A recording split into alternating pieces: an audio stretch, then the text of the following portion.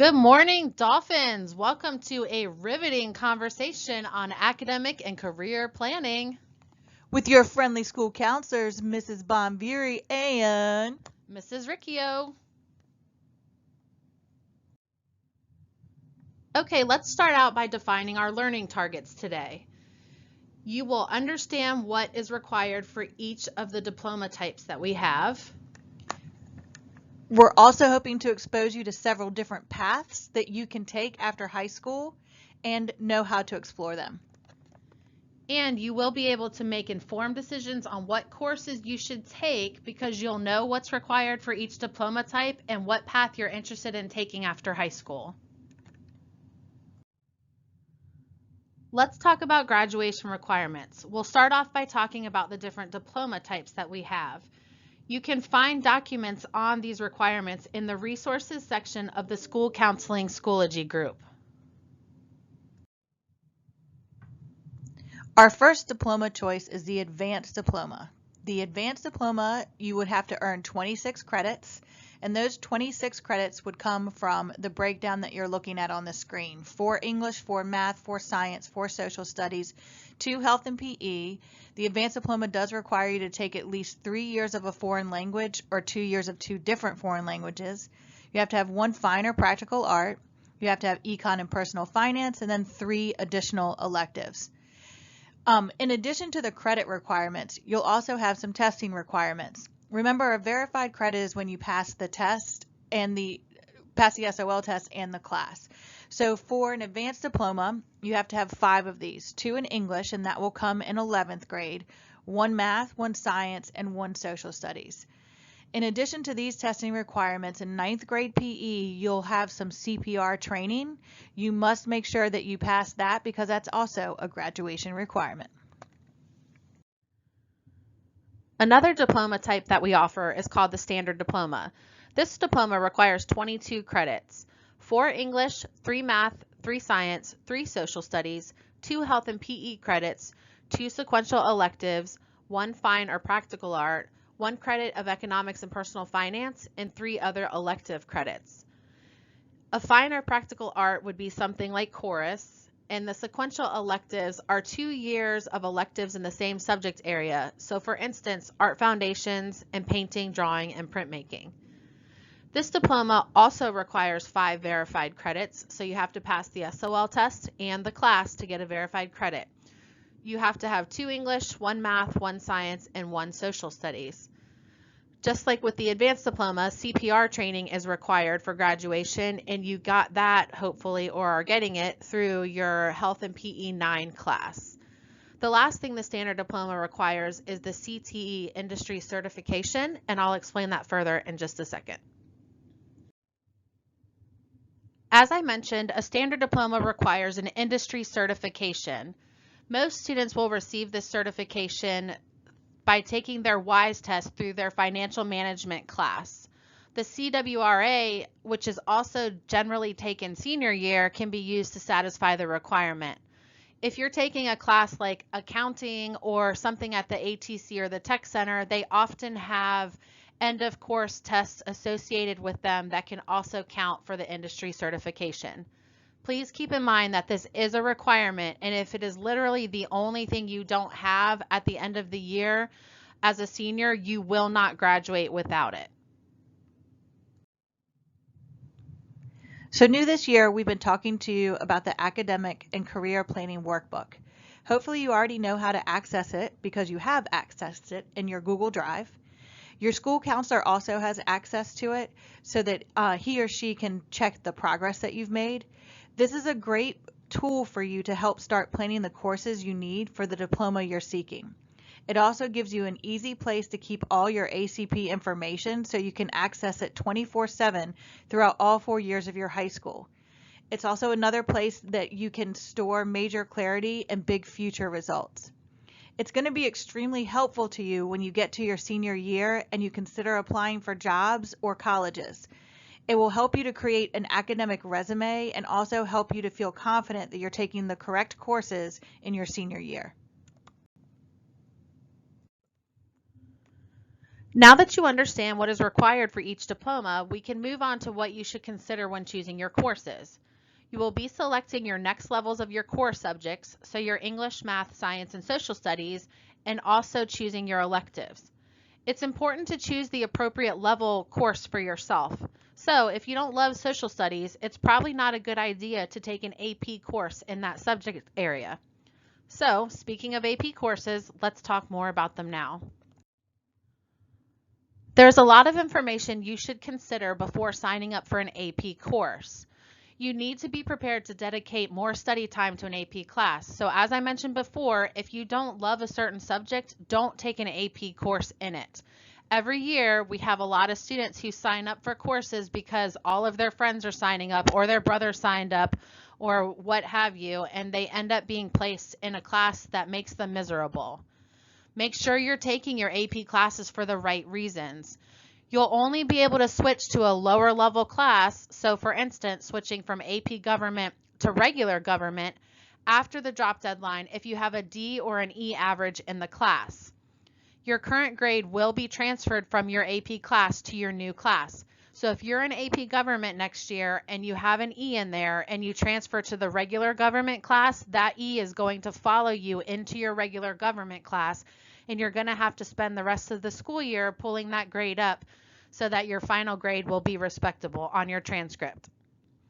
Keep in mind also that some AP classes do not have lower level classes, so you might not be able to change your course. AP Biology, for instance, has a prerequisite of a regular biology class or the magnet molecular biology class, so you can't level down to those courses because you've already taken them and received credit for them. Lastly, changing to a lower level class can only occur if there is space available in those classes. All students and a parent or guardian will have to sign an AP commitment form to be enrolled in an AP course. After July 31st, you must remain in the AP class at least through the first 9 weeks for administrative review. Be prepared that most AP courses have a summer assignment. Many of them are due before the first day of school or at the very latest on the first day of school. You might even have a test on the material on the first day of school, and they are usually large point values. AP summer assignments will be available online in May. Please review these assignments before July 31st. This is the AP commitment form I just referenced. You are required to complete this form and have a parent sign it and submit it to your school counselor before we will officially enroll you in the course. Remember, this form states that you are agreeing to remain in an AP course until the end of the first 9 weeks unless you notify your counselor that you would like to come out of the course before the July 31st deadline. Again, this form is required. If you do not submit it, you will not be permitted to take any AP classes. So what are your options after graduation? You have plenty, as you can see on the screen. The decisions you make in high school and the classes that you take in high school will set the stage for the choices you will have for life after high school. These are some of the options of what you can do. If you're unsure of what you would like to do, built into your ACP workbook that you accessed in advisory the past couple weeks are a couple different websites you can use to explore your options. These websites are Major Clarity and Big Future. There are tabs at the bottom of your ACP workbook for each of these websites with demo videos, instructions, and a place to record your results. Our hope for all of you is that you have a general idea of your plan after graduation so you can use that plan to guide you in selecting appropriate high school courses. If college is what interests you, then you should be sure to start preparing for it now. At this stage in the game, preparing for college or a university means you are making yourself the most attractive candidate possible. One way that you do that is by focusing on your GPA. Your GPA is the first impression a college will have of you. Every time you choose to do something or not to do something, you are choosing to affect your GPA. This is something you have control over. In terms of setting your GPA goal, you might want to visit the websites of colleges and universities you are interested in, or plug them into the Big Future search and find out what GPA they are looking for. Remember, your GPA is important for opportunities other than college. For instance, if you are interested in attending the ATC or the Tech Center, they will look at your GPA when reviewing the application. A great GPA can even get you a discount on your car insurance. In short, grades matter. Hopefully by now you have already joined the School Counseling Schoology group. If you haven't, please use the code on the screen now. The Schoology group that we have created is a great way for you to get access to college visit information, scholarship info, and general school counseling news. We also post discussions sometimes, and you've probably seen our daily posts that we make, like Words of Wisdom Wednesdays and Thoughtful Thursdays. One of the best parts of our Schoology group is the resource section. We have a ton of awesome stuff in there, from forms that you might need to mental health resources, social emotional well-being information, dual enrollment, AP, scholarships, colleges, whatever you could think we have in the resource section. So I would encourage you to check it out. There is a lot of really great information. We also always post our presentations that we give to you guys in there. So this presentation you're watching right now will be available for you to view on your own time if you need to review it. And also, as a reminder, the graduation requirements are available in the resources section as well. We're almost done with the listening portion of this presentation. Now it's time to do. So what we need you guys to do is check your direct messages on Schoology to view your course registration sheet that your school's counselor sent to you. This course registration sheet will be, as I said, in your direct messages on Schoology. And what you're going to see is you're going to see some highlighted suggestions from your counselor. This is what we suggest you take next year based on the diploma we think you're pursuing.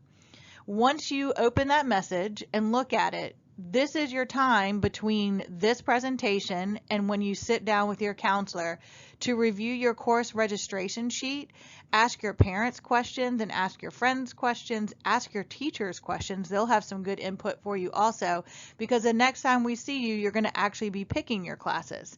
Please keep in mind that you do have to make sure that you're taking at least 6 credits. And you're going to have up until spring break to review your course selections and make some changes. Again, you're going to make some decisions very soon, but you will have some time to go back and change those decisions. So what's next in this whole pre-registration process? You will meet with your school counselor in the SCOLA during health and PE. Freshmen will meet December 3rd and 4th. Sophomores will meet December 11th and 12th. Please use the time between now and when you meet with your school counselor to talk to your parents, friends, teachers, and anyone else you think can help you make informed decisions about selecting appropriate courses. Do not show up to the meeting with your counselor unprepared. If you do, we will select your courses for you. Don't be the one that gets caught saying, I don't know, I haven't even looked at it, because like I said, we will select your courses for you and you just might not like them. You will have the opportunity to ask questions about the presentation and course selections, but we want you to have a really solid idea of what courses you want to sign up for. So definitely be prepared. And Sophomore Academy students, for information to help you choose between Magnet Physics and AP Physics 1, please check the resources section of the School Counseling Schoology group. If you still have questions, this is how you can contact us. Remember, we can help you with academic, career, personal, and social growth. It's best if you try to see us before school or after school, during your It's Academic, during lunch, or during class in an emergency situation only. The best way to get to see us is to send us a message through Schoology or get a pass from your teacher to come down. At this point, you should be reviewing your pre-registration sheet with the courses your counselor is recommending for you. Just as a reminder, you can find this sheet in your direct messages in Schoology. If you have questions, please message your school counselor. We are standing by right now to answer questions from you through Schoology. If you're not sure who your counselor is, there's an easy way to tell. Open your class schedule in Student View, and your counselor's name will be listed next to the course called Academic Support, which is listed as 5th block. You can see the example on the presentation you're watching. Again, if you have questions, feel free to message us through Schoology. We look forward to hearing from you soon, and we will see you guys in November to actually select your courses. Thank you so much. Have a great day.